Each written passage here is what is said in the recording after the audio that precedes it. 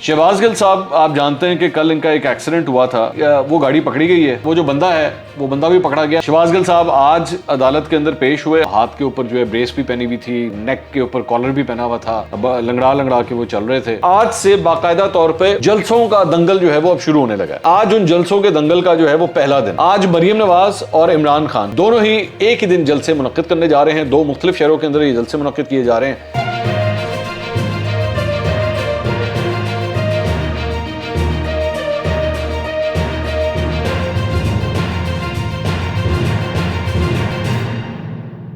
अस्सलाम वालेकुम नाज़रीन, मैं हूं मंसूर अली खान। अपने YouTube चैनल के ऊपर आपको खुशामदीद कहूँगा। सबसे पहले आपसे दरख्वास्त के चैनल को सब्सक्राइब करना मत भूलिएगा और बेल आइकन ज़रूर प्रेस कीजिएगा।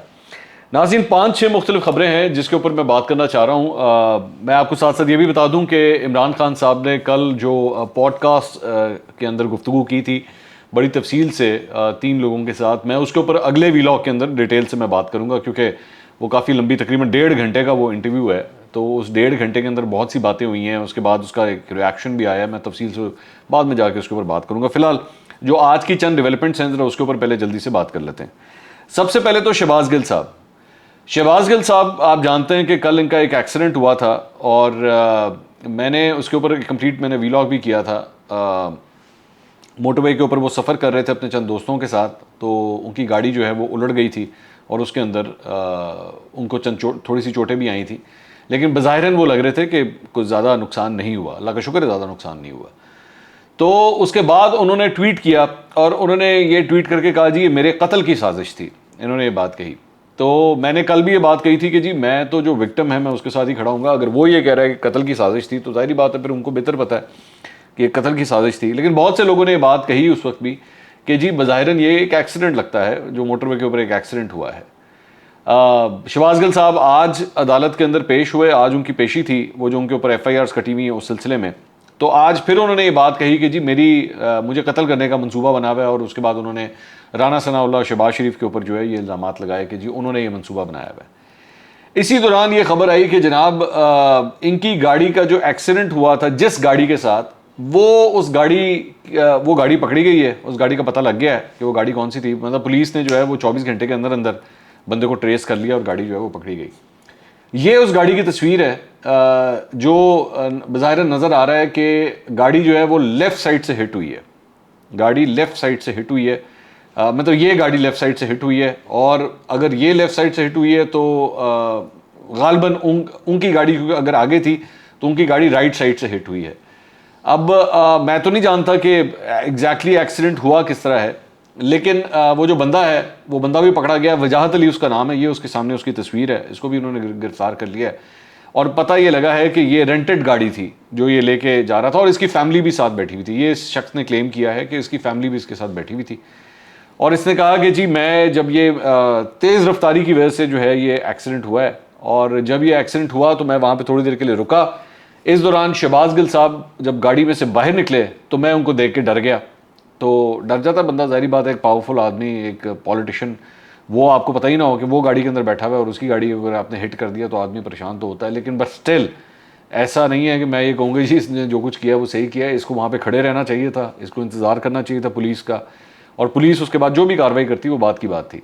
एक एक्सीडेंट था तो आपको कभी भी किसी एक्सीडेंट से भागना नहीं चाहिए, उस जाए हादसा से भागना नहीं चाहिए। कानून को अपना काम करने दें, लेकिन आप जब वहाँ से भाग जाते हैं तो फिर एक्चुअली आप अपने लिए और प्रॉब्लम्स क्रिएट कर देते हैं। इसका ताल्लुक जो है वो वज़ीराबाद से बताया जाता है और गाड़ी का मालिक जो है वो ताहिर नज़ीर था और उसकी सुना है ये गाड़ी जो है वो रेंटेड गाड़ी थी और ये वजाहत अली जो है उसने ये गाड़ी जो है रेंट के ऊपर ली थी। मुझे ये नहीं समझ आती कि जिसकी जो गाड़ी का मालिक था उसको अरेस्ट करने का क्या सेंस बनता है। मतलब वो तो गाड़ी का मालिक है, उसको तो पता भी नहीं उसकी गाड़ी जाके हिट कर गई। एनीवेज, अब माय पॉइंट इज़ कि ये बंदा जो है ये अरेस्ट हो गया है और बज़ाहिरन अभी तक जो पुलिस की इन्वेस्टिगेशन है, पुलिस का ये कहना है कि जी ये एक आम एक्सीडेंट था, ये कोई कत्ल शत्ल की साजिश नहीं थी। अल्लाह का शुक्र है कि उनकी जान बच गई, शहबाज गिल साहब की कोई बड़ा हादसा नहीं पेश आया।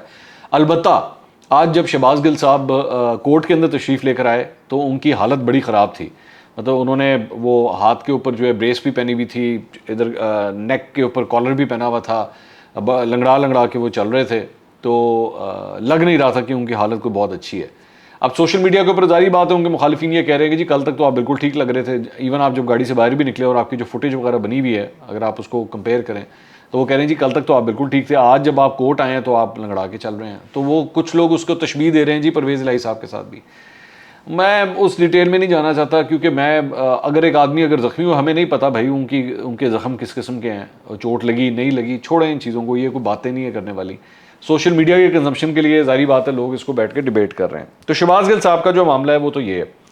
दूसरा, आज एक और वाक़या पेश आया, शेख रशीद अहमद साहब ने भी जनाब आज कोर्ट से रब्ता किया है और शेख रशीद साहब जो आज से चंद दिन पहले ये फरमा रहे थे कि जी गिरफ्तारी होना तो मसला ही कोई नहीं, मैं तो जेल मेरे लिए जाना कोई बड़ी मामूली सी बात है, उन्होंने आज ज़मानत क़ब्ल गिरफ्तारी के लिए जो है वो अप्लाई कर दिया और उनको आज ज़मानत ये मिल भी गई है। तो आज से चंद दिन पहले तक जो ये कह रहे थे कि जी हमारे लिए जेल जाना हो, आके मुझे गिरफ़्तार कर लो, मैं यहाँ हूँ मैं वहाँ हूँ, वो आज उस गिरफ़्तारी से बचने के लिए जो है उन्होंने जाके ज़मानत ले ली। ये उनका राइट है, उसमें कोई गलत बात नहीं है, लेकिन फिर मैं वही कहता हूँ कि आप अपना राइट 100 दफ़ा इस्तेमाल करें, लेकिन इस किस्म के फिर सियासी बयानात मत दिया करें, ये बातें मत किया करेंगे जी आ जाओ मैं पढ़ लो मैंने आया मैं ऐसी तैसी, मतलब ये इस किस्म की बातें नहीं आपको करनी चाहिए। आप हो जाएँ या फिर गिरफ़्तार हो जाएँ या फिर इस किस्म के बुलंदबांग दावे मत करें कि जी आ जाओ जिन्हें आना है। खैर एनीवेज, तो उनका जो है वो उनको ज़मानत क़ब्ल गिरफ्तारी मिल गई है। अच्छा, दूसरी बात ये कि जो मुनरिफ अराकीन हैं पंजाब असम्बली के, जिस हवाले से बड़ा एक रौला चल रहा था बड़ी देर से, वो ये था कि जी इनके ख़िलाफ़ इलेक्शन कमीशन ऑफ पाकिस्तान जो है वो एक्शन क्यों नहीं लेता। तो वो ग्रुप जो है आज उस सिलसिले में इलेक्शन कमीशन ऑफ पाकिस्तान में पहली हियरिंग हुई है इस सिलसिले में, और 26 अराकीन हैं पंजाब असम्बली के MPs हैं, जिसमें जहांगीर तरीन ग्रुप के भी लोग हैं, अलीम खान ग्रुप के भी लोग हैं और भी चंद लोग हैं जिन्होंने बेसिकली पाकिस्तान तहरीक इंसाफ के खिलाफ वोट दिया था। ये टोटल 29 लोग हैं। 26 जो हैं वो लोग हैं जो PTI के टिकट्स के ऊपर थे या वो आज़ाद अराकीन जो बाद में PTI में शामिल हो गए थे, और 3 ऐसे लोग हैं जो जिसमें जुगनू मोहसिन भी शामिल हैं और भी 2 इस तरह के MPs हैं जो बेसिकली आज़ाद थे लेकिन उन्होंने कोई पार्टी ज्वाइन नहीं की थी, लेकिन इस मरतबा उन्होंने नून लीग को वोट दिया था। तो वो जो 26 लोग हैं उनके हवाले से आज पहली हियरिंग इस सिलसिले में थी। फैसल चौधरी साहब जो फवाद चौधरी साहब के भाई हैं और मलिका बुखारी साहिबा जो पाकिस्तान तहरीक इंसाफ की साबका MNA, साबका कहूँ या ना कहूँ, बहरहाल क्योंकि उनके इस्तीफ़ों का मसला भी पड़ा हुआ है, ये दोनों जो हैं आज पाकिस्तान तहरीक इंसाफ की जानिब से पेश हुए और अब ये डेट जो है वो मंगल की पड़ गई है। अब इसके अंदर मामला ये था कि जो इन्होंने रेफरेंस दायर किया है उसकी कॉपी इन अराकीन को पहले देनी थी, तो आज वो कॉपीज़ दे दी गई हैं। अच्छा, इंटरेस्टिंग बात यह है कि इस सारी चीज़ के अंदर जो 2-4 बड़े इंटरेस्टिंग पॉइंट्स हैं, मैं दोनों साइड्स का डिफेंस जो है वो मैं आपको थोड़ा सा बता देता हूँ। जाहिर बात अभी इस पर लेंथी आर्गूमेंट्स तो होने हैं, लेकिन जो पोजीशंस ली जा रही हैं मैं उसके बारे में आपको बता देता हूँ। एक तो पाकिस्तान तहरीक इंसाफ यही बात कह रही है कि जी ये हमारे अराकीन थे और इन्होंने हमारे कैंडिडेट के बजाय दूसरी पार्टी के बंदे को वोट दिया है। इंटरेस्टिंगली वहाँ पे एक सवाल उठाया गया एक वकील की जानिब से कि भाई बात यह है कि आप इनके खिलाफ रेफरेंस भी फाइल कर रहे हैं, आप ये भी कह रहे हैं कि जी इन्होंने हमारे कैंडिडेट के अलावा दूसरे बंदे को जाके वोट दिया, दूसरी जगह आपके अपने गवर्नर, आपके अपने पाकिस्तान तहरीक इंसाफ के लोग ये कहते हैं जी हमजा शहबाज को तो इलेक्शन हुआ ही नहीं है, वो इलेक्शन था ही नहीं, हम उसको इलेक्शन मानते ही नहीं है। तो एक जगह आप ये स्टैंड ले रहे हैं कि आप उसको इलेक्शन को मानते नहीं है, दूसरी जगह जाके आप अपने ही लोगों के खिलाफ ये भी रेफरेंस दायर कर रहे हैं कि जी इन्होंने हमारे खिलाफ इलेक्शन में वोट दे दिया है। तो ये एक ड्यूल पॉलिसी चल रही है, मतलब कमरा अदालत से बाहर जो है वो अवाम की कंजम्पशन के लिए एक और पॉइंट ऑफ व्यू लिया जा रहा है, कोर्ट रूम के अंदर जाके एक और पॉइंट ऑफ व्यू लिया जा रहा है। इसके अलावा दूसरी बात जो नाराज मुनरिफ अराकीन है, इनका डिफेंस भी मैं आपको बता देता हूँ कि ये डिफेंस क्या ले रहे हैं, उसके अंदर इनका पॉइंट ऑफ व्यू क्या है। इनका पॉइंट ऑफ व्यू ये है कि जी हमें आपको टेक्निकली स्पीकिंग आपको बताना पड़ता है कि जी आपने अपने पार्टी के लोगों को इन राइटिंग इन्फॉर्म करना होता है कि जी आपने फलां बंदे को वोट देना है, ठीक है, और ये पार्लिमानी पार्टी जो भी होती है उसका सरबरा आपको इन राइटिंग ये बात देता है। ये जो मुनरिफ अराकीन है ये डिफेंस ले रहे हैं कि जी हमें कोई भी रिटन इंस्ट्रक्शंस नहीं दी गई, हमें बताया ही नहीं गया कि आपने किसको वोट डालना है, हमें इस किस्म की कोई इंस्ट्रक्शंस पास नहीं की गई, और अगर हैं तो दिखाइए। तो ये प्ली लेने लगे हैं जाके, एक बात। दूसरी बात ये कि एक और जो पॉइंट ऑफ व्यू है वो ये है कि जी जिस दिन ये इलेक्शन हुआ था उस इलेक्शन के जो प्रिजाइडिंग ऑफिसर थे, वो शख्स बेसिकली जिसने वो इलेक्शन करवाया, वो थे डिप्टी स्पीकर मजारी साहब। वो उस दिन परवेज इलाही नहीं थे, क्योंकि परवेज इलाही खुद एक कैंडिडेट थे, ठीक है। तो डिप्टी स्पीकर ने ये सारा कुछ करवाया था। तो डिप्टी स्पीकर ने तो ये रेफरेंस नहीं भेजे, क्योंकि टेक्निकली स्पीकिंग जो प्रिजाइडिंग ऑफिसर होता है उस दिन का, वो ये सारा कुछ भेजता है। तो इनका ये पॉइंट ऑफ व्यू है कि जी वो जो जिस स्पीकर ने ये भेजे हैं, जिस स्पीकर ने ये सारे रेफरेंसेस भेजे हैं, वो स्पीकर तो खुद कैंडिडेट था उस इलेक्शन के अंदर। तो वो कैंडिडेट किस तरह किसी के खिलाफ जो है वो रेफरेंस भेज सकता है?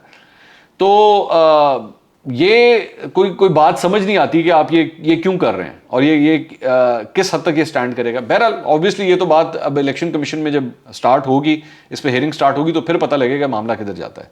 और तीसरी बड़ी एक इंटरेस्टिंग चीज वो ये है कि एक जगह आप ये बैठ के ये कहते हैं कि जी चीफ इलेक्शन कमिश्नर जो है ये तो मिला हुआ है, और चीफ इलेक्शन कमिश्नर जो है वो नून लीग का बंदा है, नून लीग का एजेंट है, इस किस्म के अल्फाज वो इस्तेमाल करते हैं। तो अगर वो नून लीग का बंदा है तो फिर आपके वकला जा भी उसी की अदालत में रहे हैं, उसी की अदालत के सामने पेश भी होते हैं, उसी की अदालत के सामने जाके अपना केस भी प्लीड करते हैं। तो ये समझ नहीं आई है इस बात की कि आपको उसके ऊपर अदम एतमाद भी है, फिर भी आप उसकी अदालत में जाके पेश हो रहे हैं।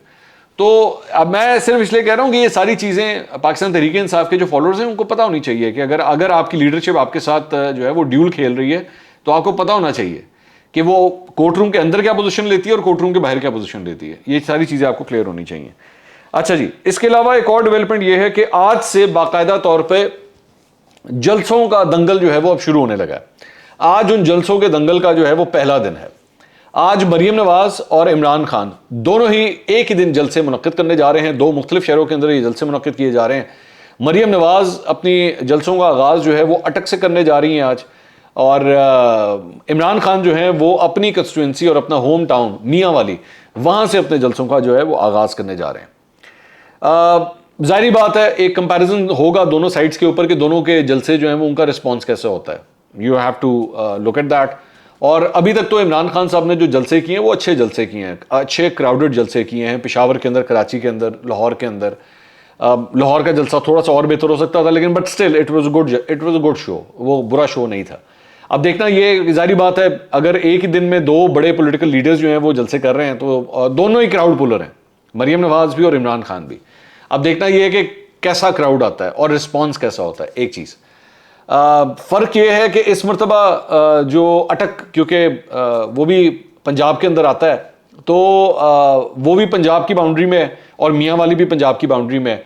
इस मरतबा जो गवर्नमेंट की सपोर्ट मिलती है अक्सर जलसों के अंदर, वो नून लीग को मिलेगी।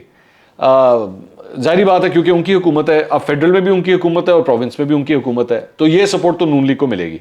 इमरान खान साहब के पास वो सपोर्ट नहीं होगी, लेकिन इमरान खान साहब अपने होम टाउन के अंदर जो है वो ये जलसा करने जा रहे हैं। जिस चीज़ का मुझे डर लगता है और जो मैं खदशा जिस चीज़ का जाहिर करना चाहता हूँ वो ये है कि अगले ये जो 20-25 दिन हैं ये बड़े क्रूशल हैं, और इन क्रूशल दिनों के अंदर जो है वो क्योंकि जलसों में जलसे होने हैं और सियासी टेम्परेचर जो है वो पारा काफ़ी हाई होना शुरू होगा, वैसे भी गर्मी बढ़ना शुरू होगी और पारा भी हाई होना शुरू हो जाएगा। तो आई होप कि कोई ऐसी रेड लाइन ना क्रॉस हो जाए जो नहीं होनी चाहिए। अल्फाज का चुनाव और इस किस्म की सारी चीज़ें जो हैं उसका जो है वो ख़ास ख्याल रखा जाएगा, क्योंकि पहले ही हमारी सोसाइटी बहुत पोलराइज हुई हुई है। इस वक्त जो हमारे मुल्क के अंदर सूरत हाल है वो काफ़ी पोलराइजेशन हो चुकी है। मैं उम्मीद करता हूँ कि ये सिलसिला जो है वो आगे नहीं चलेगा, लेकिन मुझे ज़्यादा भी उम्मीद नहीं है। उम्मीद तो मैं कर रहा हूँ, लेकिन मुझे ज़्यादा इन लोगों से उम्मीद नहीं है कि ये इस मामले को ठंडा रखेंगे। मेरा ख्याल में एक दूसरे के ऊपर बड़े पर्सनल किस्म के अटैक्स जो हैं वो हो सकते हैं आने वाले 20-25 दिनों के अंदर। अगला वीलॉग देखना ना भूलिएगा। इमरान खान साहब का ये जो कल का पॉडकास्ट था उस पर तफसील से बात करेंगे एक अगले वीलॉग के अंदर इंशाल्लाह। अल्लाह हाफ़िज़।